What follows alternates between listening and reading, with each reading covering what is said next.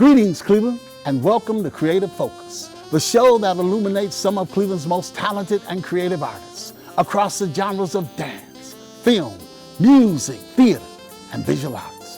I'm your host, Cornell Callum III, and I am thrilled to be at the Cleveland Institute of Arts Cinematheque Theater, a place where hidden gems, classics, and unforgettable stories come alive on the big screen. And I'm equally thrilled to have as my guest the director, David Huffman.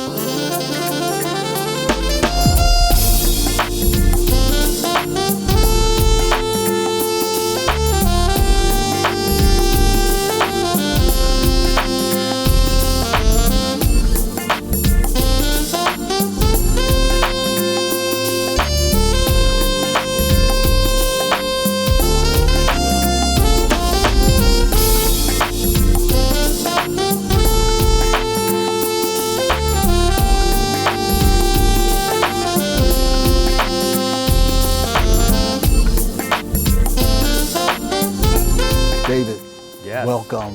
Thank you for having me. I'm honored and humbled to be here. Whenever I walk into a film venue, Yeah. something special. And I mean, know this, you know this that. is a storied venue, that's for sure. Yes, yeah. yes. First question. Yeah. How did you feel when you found out you would be leading one of the most respected film institutions in Northeast Ohio? I mean, first excited, intimidated, and more excited though, because I also feel, you know, I've been doing this kind of thing for a long time. I love movies, I know movies. I've been programming movies for a really long time. Here in Cleveland, a lot of people are familiar with some of the things I did at the Cedar Lee and the Capitol Theater. So, you know, I felt confident as well that I'd be able to certainly do the job, and I hope people will enjoy the programming that I have coming up.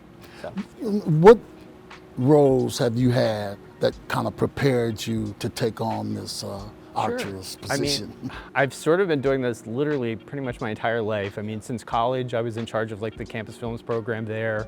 I worked in, you know, as a theater manager for many years for Regal Cinemas, and you know, did that kind of, you know, nuts and bolts kind of behind the scenes stuff of running a movie theater, which is part of the job of the Cinematheque. We are a movie theater, so like I know how to run the booth, and I know how to thread the projectors, and I know how to do all that stuff as well. So that's the skills that I learned there. And then I worked for the Provincetown Film Festival for a while, and I was in charge of all the guest services and arranging all the guests and moderating Q&As with people and doing that kind of thing. So I'm used to that part of the job. With Cleveland Cinemas, I programmed, you know, our classic film series, our cult film series. I would have an idea, I'd be like, I think we should do like a 70s film series, and then, you know, like, so that kind of stuff. So it's just something I've always just kind of been doing. And specifically when I was at Cleveland Cinemas, I was also the marketing director as well as programming. So, you know, I have a lot of experience in helping to get the word out about the movies. I understand that you watch nearly 600 films a year. Yeah. So, David, what separates a good film from a film that stays with you for forever? I mean, it can completely depend. You know, I have two separate lists. I have the list of the movies that I think are the best movies ever made, and then I have a list of my favorite movies, and some of my favorite movies aren't good movies, you know what I mean, because I love the movie Showgirls. It is a notoriously terrible movie. It's showed here at the Cinematheque though, you know, but it is a lot of fun. But then there's other movies that the first time I saw Wim Wenders' Wings of Desire, I was literally like, I don't want to say depressed, but I was like thinking about that movie for days and days afterwards because I was just so impressed by it.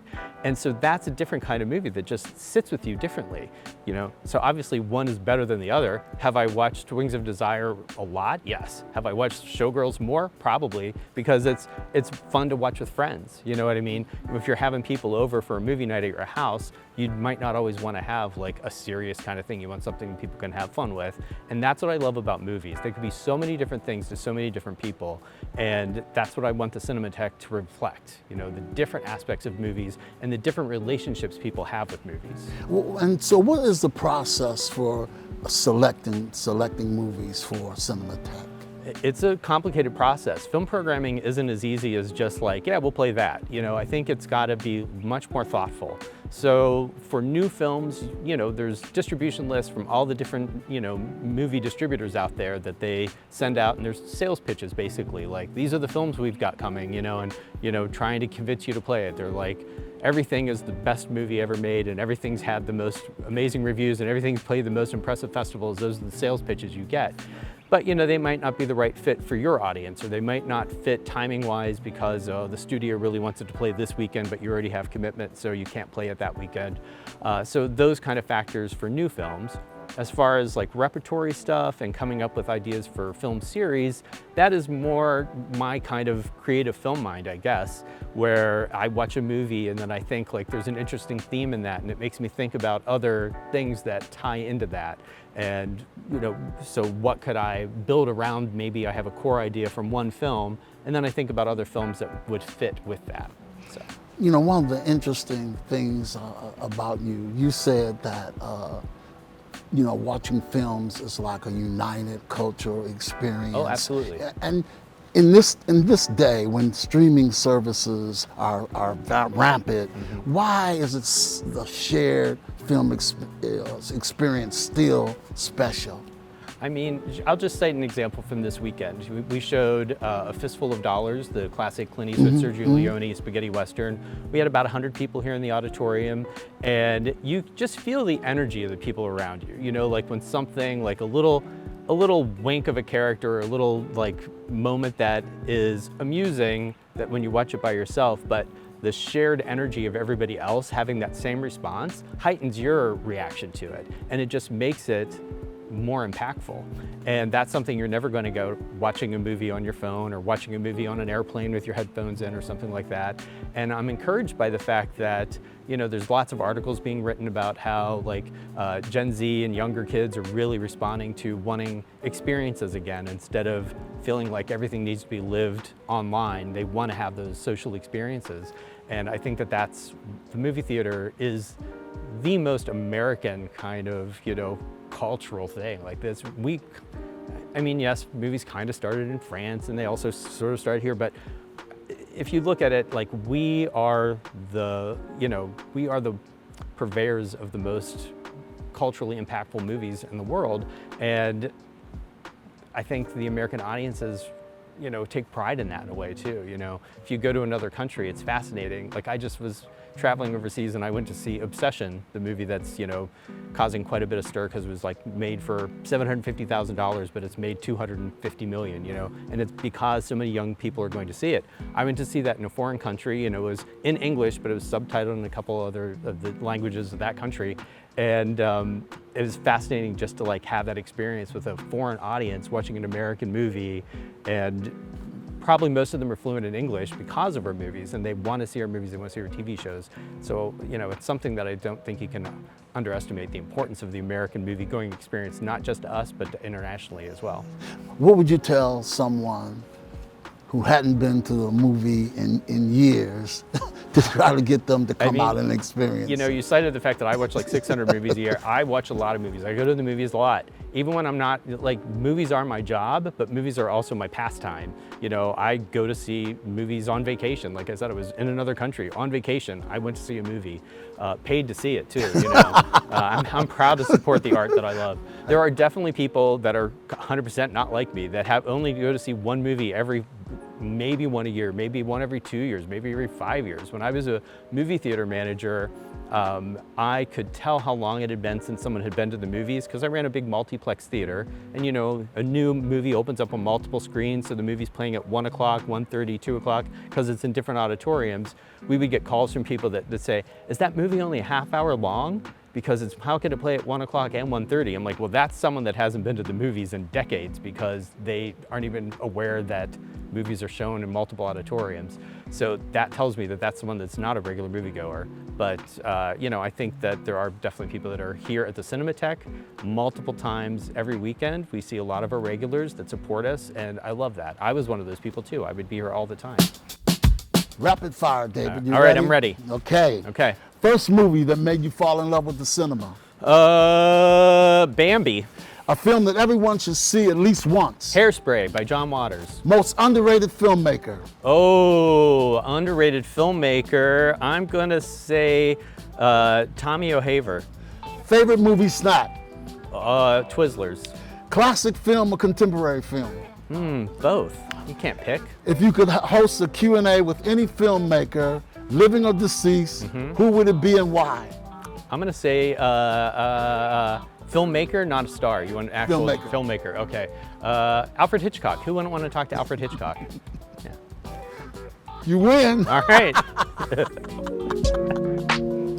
What impact do you hope that Cinematheque has on the Cleveland audience? Well, I think my goal is to have it have a greater impact on the Cleveland audience, because I think that right now so many people aren't aware that the Cinematheque even exists, or they might have a different perception of what it is. And what it is can be so many different things, because we're doing an Andrzej Wajda series, which is one of the greatest Polish filmmakers of all time, one of the greatest filmmakers of all time, regardless of nationality. And we're showing 11 of his films. Yes, some of those are bleak and challenging and maybe not your cup of tea, but we're also just showing a classic Clint Eastwood Western, so it's such a variety of movies that we're playing here that I think that if someone only has one perception of what they think the Cinematheque is, then they're not looking at the full schedule, because there's a wide variety of stuff that we play. And my goal through the programming that I'm going to be doing is trying to reach some of those new audiences, bringing people maybe that have never even been here before. I started asking the question here this last weekend during the announcements before the show, how many people have never been to the Cinematheque before, because I want to see how many hands are coming up, and hopefully the longer I'm here, I'm going to see less and less of those hands go for the first time, because they're all going to be people that have been coming back. And you have a lot of special events like Late Shift, 12 Hours of Terror. Yeah. Do you have anything planned for the future? So yeah, those are things that I was doing at Cleveland Cinemas, and actually 12 Hours of Terror is going to continue, and I'm still programmed that for them. I'm still doing a little bit of work for Cleveland Cinemas, but Cinematheque's my home. I'm definitely going to be bringing some of those flavors to that kind of stuff, because I do think there's an audience that embraces those kind of, horror or genre kind of, weirder kind of movies, if you will. And it also brings in a fresh audience that maybe hadn't come here before, because it isn't the same audience that's interested necessarily in this film versus that film. So if you're only playing one type of film, you're only going to get one type of audience. And I think you need to have a variety of films to draw in all those different kinds of audiences, to make sure that all of Cleveland sees the Cinematheque as something for them and a resource for them and an asset to this community that they want to support. How do you balance and make sure that you reach a diverse audience, a Cleveland audience, film audience? Through thoughtful programming, you know what I mean? Like, I look at it and I think, I was actually, I'm gay, and I was looking at the schedule that I was working on September and October. I was joking with the assistant director, Genevieve. I'm like, oh, this is like way too gay. I'm like, there's too many LGBT, I'm mindful of that, you know what I mean? And if this audience is underserved and this audience is overserved, not that there's necessarily a quota per se, but it has to be a good balance of things. And if everything just seems like a little too one note, and sometimes it's just the nature of the types of films that the distributors are having out. There just happens to be a lot of strong LGBT movies coming out in the next couple months, so that's why they're going to be on the schedule.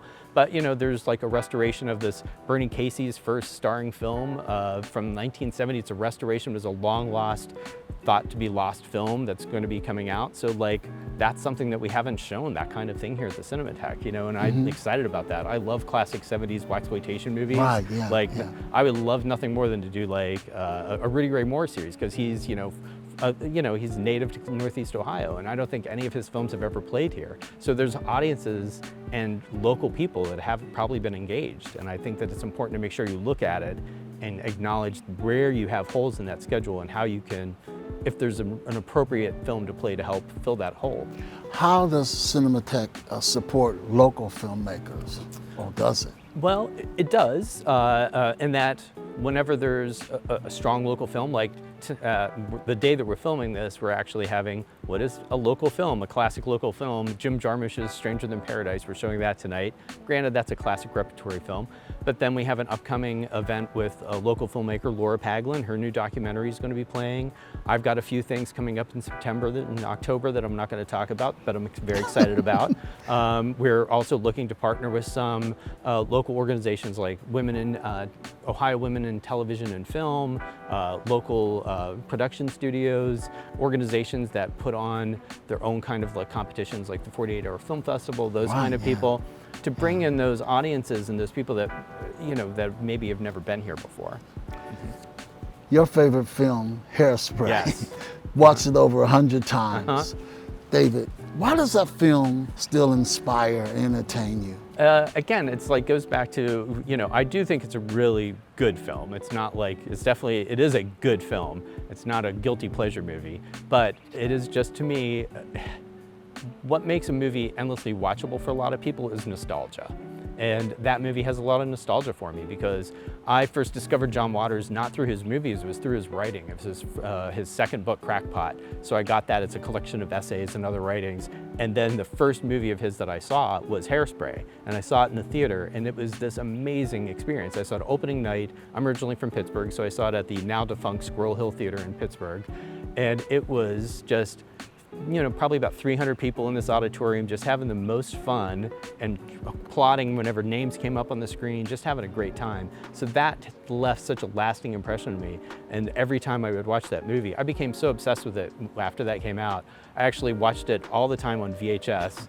And one day I sat down and I was like, I wonder how many cuts are in this movie. And I watched it and I had a little like slash pad and it was like keeping track of every time there was a cut in the movie. I don't remember the number, so don't ask me. But like somewhere I probably have that scratch pad. So it's just a movie that's meant a lot to me for a really long time. And I'm at 110 viewings right now, but as of Friday, it'll be 111 because the new 4K Blu-ray came out and I'm going to watch that. So you're going to watch that. I know you've worked with some remarkable people over your career, like Robert Gorman. A question, has working with some individuals like that, has that changed your way of looking at films or any measure of how you do your job? I mean, I'm still a fan. Like I got so excited. One of some of the highlights of the opportunities that I've had have been doing like a Q&A with Roger Corman, who is an icon of B movies, and then Wim Wenders, who I mentioned earlier, who did Wings of Desire. I got to do not an in-person Q&A, I think, because I think he was in Europe. We did it over Zoom, but it was just so exciting to be able to have a conversation with a filmmaker that I love, and I maintain professionalism, but you get excited still as someone who admires their work and is a fan of them. So it's just really. It's a cool part of this job, for sure. Do you have a favorite genre, like drama, comedy, or not really?